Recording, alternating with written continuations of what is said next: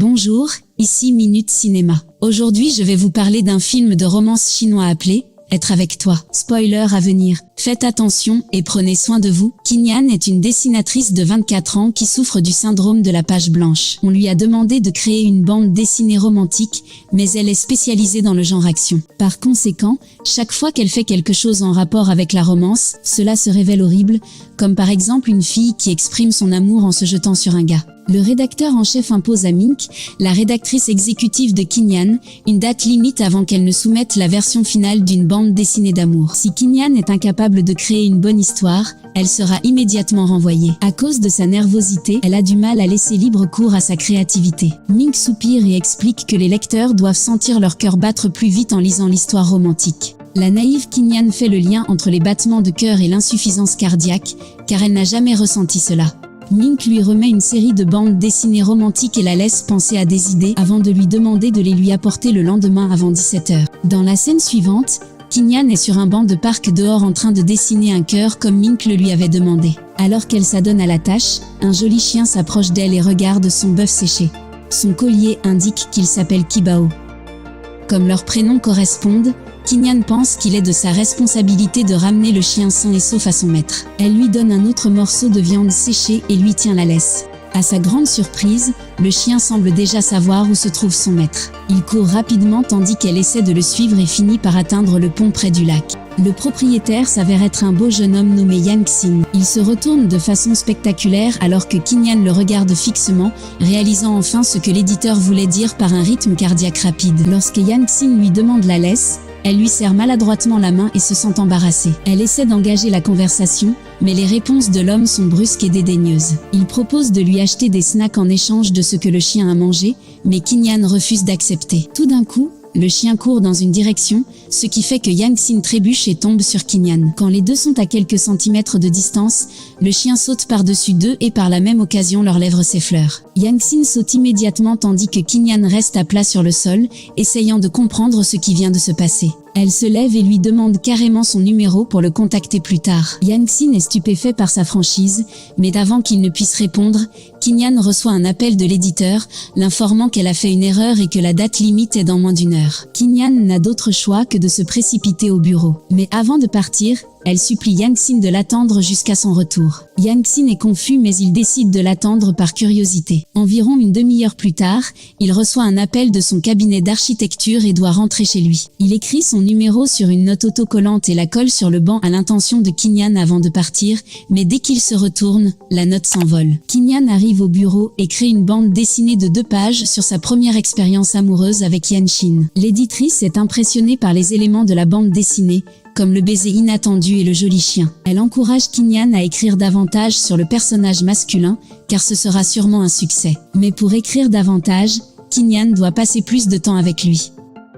Elle se souvient soudain qu'elle lui a demandé de l'attendre et se précipite vers le lac. Lorsqu'elle arrive, il fait déjà nuit. Bien qu'elle s'attendait à ce qu'un bel homme comme Yan Xin ne l'attende pas, son absence la déçoit. Yan Xin, quant à lui, se rend à son bureau. Il est un architecte et possède un cabinet populaire. Son meilleur ami et collègue Shen l'attend dans le bureau. Shen est proche de la famille de Yang Xin, en particulier de son grand-père qui joue le rôle d'entremetteur. Dès qu'il en a l'occasion, le vieil homme souhaite que Yang Xin se marie le plus tôt possible, mais le problème est que Yang Xin n'a jamais eu de petit ami. Shen révèle qu'il a été envoyé pour parler à Yang Xin d'un rendez-vous arrangé par son grand-père. Mais Yang Xin refuse d'y aller. Le soir, Qingyan va manger au restaurant avec ses amis. L'une d'entre elles est professeure à l'université tandis que l'autre travaille dans une entreprise. Alors qu'elles discutent, des filles font tomber un seau d'eau sur Qingyan depuis l'étage du dessus.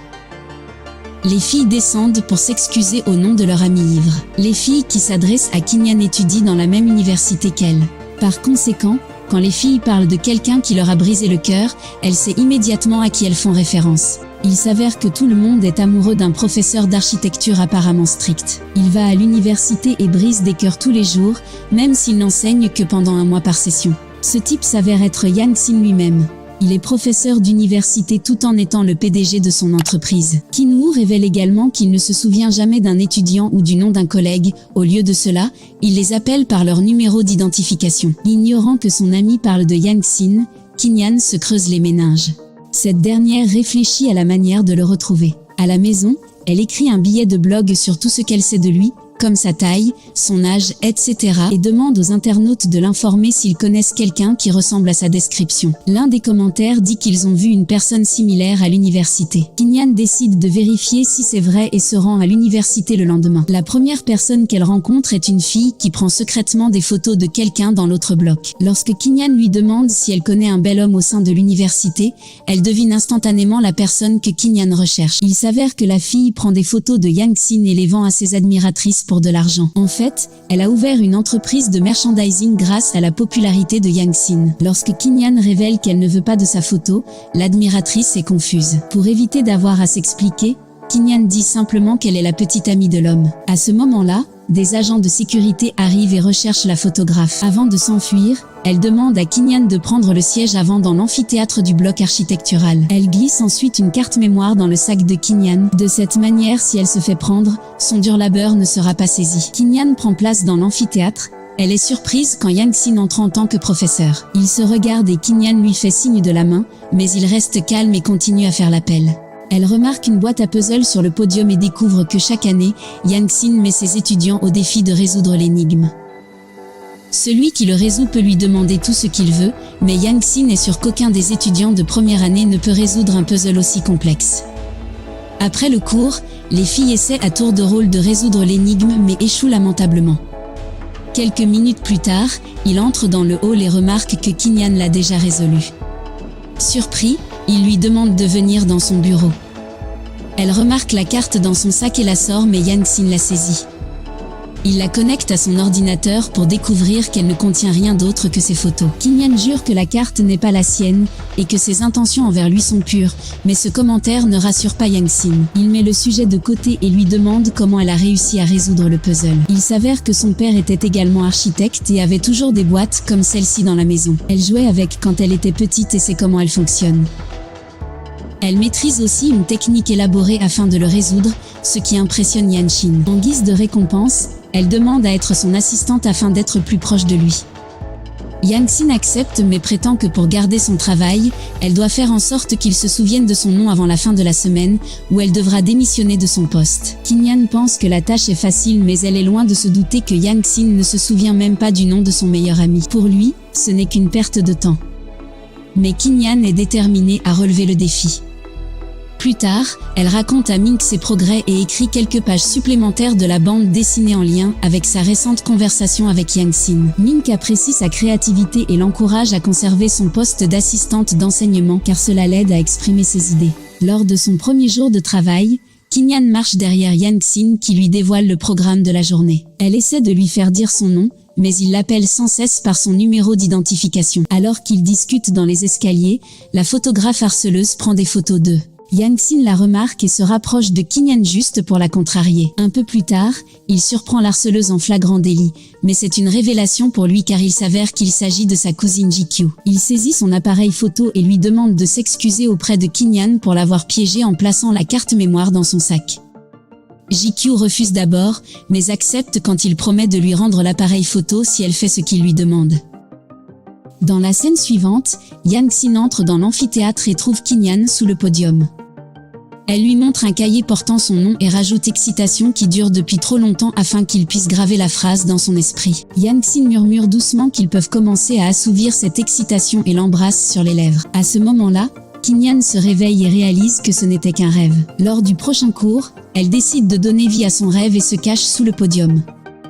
Mais contrairement à ce qui s'est passé dans le rêve, Yang Sin lui demande immédiatement de sortir et l'envoie s'asseoir. Kinyan ne perd pas espoir et essaie continuellement de faire en sorte qu'il se souvienne de son nom.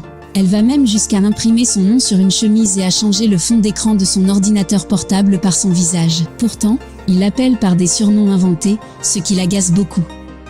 Un jour, elle est informée que Yang Sin ne viendra pas à l'université pendant une semaine en raison d'une urgence au travail dans l'entreprise. Mais ce dernier lui a laissé beaucoup de devoirs à faire à sa place. Kinyan est bouleversé car lorsqu'il reviendra après une semaine, il aura sûrement oublié son nom. Mais après avoir parlé à sa cousine, elle découvre que la réputation compte beaucoup pour Yang Sin. Ainsi, dès le lendemain, elle fait de son mieux en tant qu'assistante pédagogique en son absence.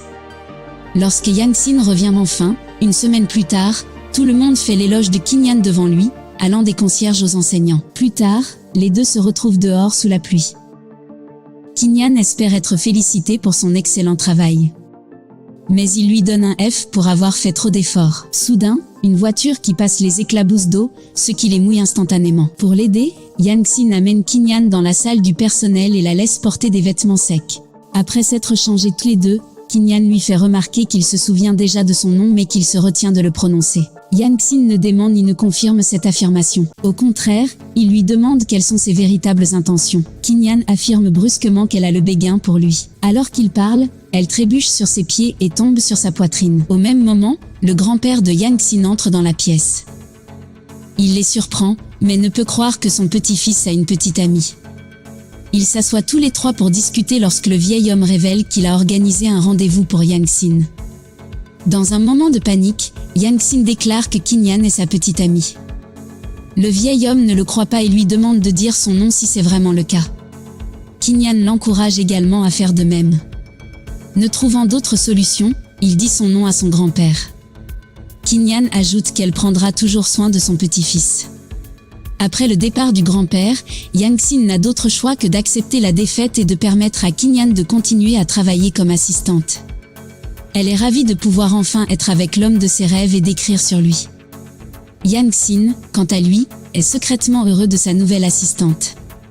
En fin de compte, même un professeur froid et arrogant que Yang-sin a finalement pu tomber amoureux de quelqu'un. Abonnez-vous pour plus de vidéos comme celle-ci, activez la cloche de notification et laissez un like pour aider la chaîne. Merci de votre attention.